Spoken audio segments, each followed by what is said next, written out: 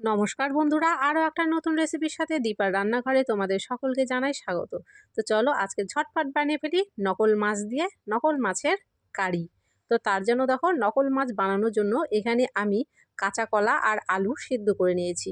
আমি কিন্তু কাঁচা কলা আর আলুটা একসাথে সিদ্ধ করেছি। আর কাঁচা কলার যেহেতু একটা আয়রন থাকে, সেই জন্য কিন্তু দেখো কাঁচা কলা আর আলুগুলো দেখতে একটু কালো লাগছে। তো যাই হোক, আলু আর কলাটাকে খুব ভালো করে সিদ্ধ করে নেওয়ার পরে একটু ঠান্ডা করে নিয়েছি। তারপরে দেখো, এখানে কাঁচা কলা আর আলুর খোসাগুলো প্রথমে কিন্তু আমাদেরকে ছাড়িয়ে নিতে হবে। আর আলু আর কলা যদি ঠিকঠাক মতো সেদ্ধ হয়, দেখবে খোসা ছাড়াতে কিন্তু একদমই অসুবিধা হয় না, ঝটপট করে কিন্তু খোসাগুলো উঠে যায়। তো দেখো, তোমাদের সাথে কথা বলতে বলতে কিন্তু এখানে আলুর খোসাগুলো প্রায় মোটামুটি আমার ছাড়ানো হয়ে গেল। তারপরে দেখো, হাতের সাহায্যে কিন্তু খুব ভালো করে এগুলোকে আমি ম্যাশ করে নেব। তোমাদের যদি হাত দিয়ে করতে অসুবিধা হয়, তোমাদের কাছে কোনো গ্লাস দিয়ে বা ম্যাশ করার কোনো মেশিন থাকলে সেটা দিয়েও করে নিতে পারো। তো খুব ভালো করে সেদ্ধ হয়ে গেছে জন্য আমি কিন্তু দেখো হাত দিয়ে খুব ভালো করে ম্যাশ করে নিয়েছি। তারপরে এখানে দিয়ে দিলাম 2 চামচ মতো চালের গুঁড়ো। তো আমি চালের গুঁড়ো ব্যবহার করেছি, তোমরা চাইলে কিন্তু এখানে বেসন বা কর্নফ্লাওয়ারও ব্যবহার করতে পারো।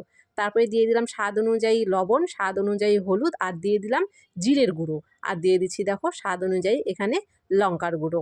আর কিছু কিন্তু এখানে দরকার পড়বে না। তারপরে কিন্তু আবারও হাত দিয়ে খুব ভালো করে সবগুলো উপকরণ দিয়ে ডোটাকে কিন্তু খুব ভালো করে মেখে নিতে হবে। আর তোমাদেরকে বলে রাখি, আলু আর কলাটা সেদ্ধ করার পরে কিছুক্ষণ ঠান্ডা করে নেবে জল থেকে উঠিয়ে, তাহলে দেখবে এটা মাখার সময় ডোটা কিন্তু খুব সুন্দর শক্ত হবে। আর যদি জলের মধ্যেই রেখে দাও, তাহলে কিন্তু ডোটা বানানোর সময় দেখবে ডোটা নরম হয়ে যাচ্ছে। যেহেতু আমি দেখো জল থেকে তুলে রেখেছিলাম, সেই জন্য কিন্তু দেখো এখানে ডোটা আমার কতটা শক্ত হয়েছে। আর এখানে চালের গুঁড়ো কিন্তু আমি খুবই কম ব্যবহার করেছি। তোমাদের যদি ডোটা নরম হয়ে যায়, তাহলে তোমরা বেসন বা চালের গুঁড়ো যেটাই ব্যবহার করো না কেন, সেটা কিন্তু বেশি পরিমাণ লেগে যাবে। আর এগুলো কিন্তু তখন ভাজার সময় ভেঙে যাওয়ার ভয় থাকে। আর যদি এইভাবে শক্ত করে ডোটা তৈরি করে নিতে পারো, তাহলে কিন্তু ভেঙে যাওয়ার একদমই ভয় থাকে না। তারপরে দেখো, হাতটা ধুয়ে পরিষ্কার করে নিয়ে হাতের মধ্যে একটু তেল লাগিয়ে নিলাম। আর এখান থেকে একটুখানি ডো নিয়ে দেখো, মাছের পিস যেরকম ডিজাইন হয়, মানে মাছের পিসটা দেখতে যেরকম হয়, ঠিক সেরকমভাবে প্রথমে এটাকে আগে আকার দিয়ে নিচ্ছি। তারপরে কিন্তু মাছের পিসের মতো কিন্তু দেখো এখানে একটা আঙ্গুল দিয়ে ফুটো করে দেবো। মানে মাছের পিস আমরা সকলেই চিনি, সকলেই জানি।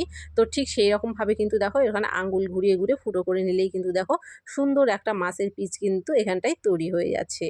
আর এটা আমি আবারও বলছি, যতটা তোমরা শক্ত করে ডোটা বানাবে, তত কিন্তু তোমাদের মাছের পিসগুলো একদম পারফেক্ট হবে। তো দেখো, আমি দুদিকেই কিন্তু এর খুব সুন্দর করে ফুটোটা করে নিলাম। তো যাই হোক, এইভাবেই কিন্তু দেখো আমাদেরকে সব মাছের পিসগুলো তৈরি করে নিতে হবে। তো আমি কিন্তু আবারও একটা দেখিয়ে দিচ্ছি। আর তোমাদের হাতে যদি লেগে যায়, তাহলে অবশ্যই কিন্তু এখানটায় একটু করে তেল তোমরা লাগিয়ে নিতে পারো। তো আমার যেহেতু ডোটা শক্ত হয়েছে, সেই জন্য আমি প্রথমে একবার একটু তেল হাতে লাগিয়ে নিয়েছিলাম। তো পরে আমার কিন্তু আর তেল লাগাতে এখানে হয়নি। তো দেখো, একই রকমভাবে কিন্তু এখানে মাছের পিসগুলো আমি তৈরি করে নিচ্ছি। তো এইভাবেই কিন্তু এক এক করে সবগুলো মাছের পিস আমাদেরকে তৈরি করে নিতে হবে। তো দেখো, এখানটায় কিন্তু মাছের পিসগুলো তৈরি করা কিন্তু আমার সব কটা হয়ে গেছে। এখন কিন্তু এগুলোকে ভেজে নেব। তো কড়াইতে সর্ষের তেল দিয়ে দিয়েছি। আর তেলটাকে কিন্তু প্রথমে খুব ভালো করে গরম করে নেবে, নাহলে কিন্তু কড়াইয়ে আটকে যাওয়ার ভয় থাকবে। তেলটাকে খুব ভালো করে আমি প্রথমে গরম করে নিয়েছি। তারপর গ্যাসের ফ্লেমটাকে কিন্তু আমি মিডিয়ামে করে দিয়েছি। তারপরে দেখো এগুলো দিয়ে দিলাম। আর কড়াইয়ে যতটা আটবে ঠিক ততটা দেওয়ার চেষ্টা করবে, বেশি দেওয়ার চেষ্টা করবে না, তাহলে কিন্তু ভেঙে যাওয়ার ভয় থাকবে। তো দেখো, একদিকে আমি দিয়ে দেওয়ার পরে কিন্তু 2 থেকে 3 মিনিট মতো অপেক্ষা করেছি। আর গ্যাসটাকে কিন্তু আমি আবারও বলছি মিডিয়ামে রেখেছি। একদিকে যখন দেখো খুব সুন্দর এরকম লাল হয়ে যাবে, তখন দেখো উল্টে দেবে। এইভাবে কিন্তু ভাজলে কড়াইয়ে একটাও লেগে যাবে না, আর একটা মাছও কিন্তু তোমার ভেঙে যাবে না। তো দুদিকেই দেখো আমি উল্টে পাল্টে দেখিয়ে দিলাম। দুদিকেই লাল করে কিন্তু আমার মাছগুলো ভাজা হয়ে গেছে। আর এগুলো উঠিয়ে নিচ্ছি।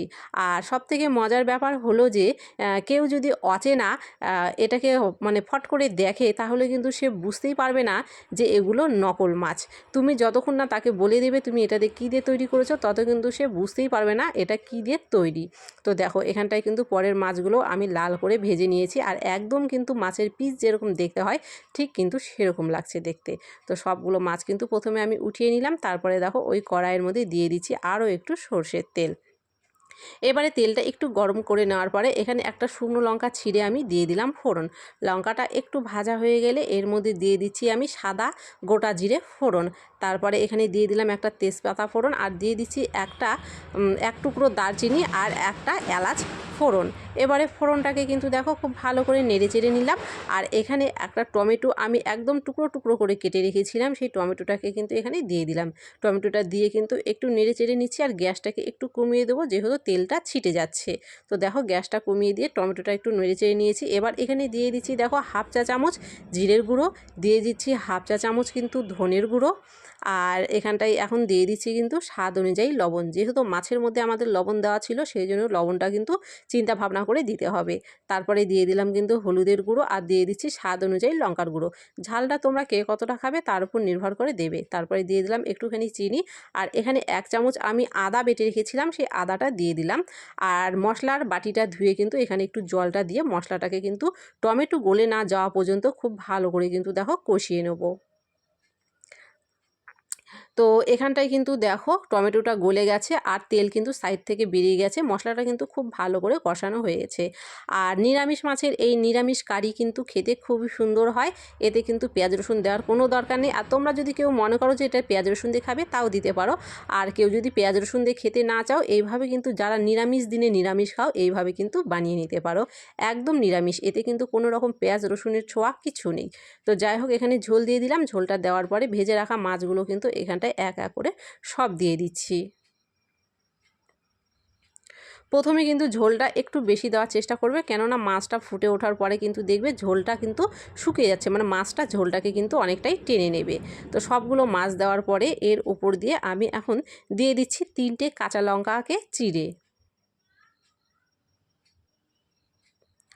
এখন কিন্তু দেখো এখানটায় আমি ঝোলটা খুব ভালো করে ফুটিয়ে নিয়েছি, আর ঝোলটা কিন্তু অনেকটা পরিমাণে শুকিয়ে গেছে, রান্নাটা কিন্তু আমাদের হয়ে গেছে। এখন এর উপর দিয়ে আমি দিয়ে দিচ্ছি ধনেপাতা। যেহেতু প্রথমে আমি গোটা গরম মশলা ব্যবহার করেছিলাম সেই জন্য গুঁড়ো গরম মশলা দিলাম না, তোমরা চাইলে কিন্তু দিতে পারো। তো রান্নাটা কিন্তু আমার হয়ে গেছে, এখন কিন্তু নামিয়ে নেব।